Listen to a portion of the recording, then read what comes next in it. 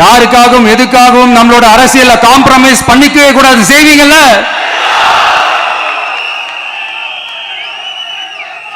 And தயவு செஞ்சு எல்லாரும் கொஞ்சம் ஒற்றுமையா இருந்து சேர்ந்து உழைச்சி ஜெயிப்பீங்கல்ல? சரி, நமக்காக நம்ம மக்கள் கண்டிப்பா ஓட்டு போட்டு ஜெயிக்க வைப்பாங்க, அதுல எந்த மாற்று கருத்துமே கிடையாது. அப்படி ஜெயிக்கிறதுக்காக நாம் என்ன செய்ய போறோம்? மக்களிடம்னு செல்னு அறிஞர் அண்ணா அவர்கள் சொன்னதை ரொம்ப டீப்பா சின்சியரா அடாப்ட் பண்றதோட மட்டும் இல்லாம நம்மளோட அரசியல்ல அதை செயல்படுத்தணும்.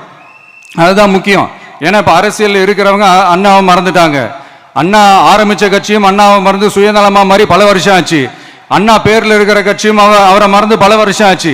ஆனா நாம அவரை மறந்துடக்கூடாது.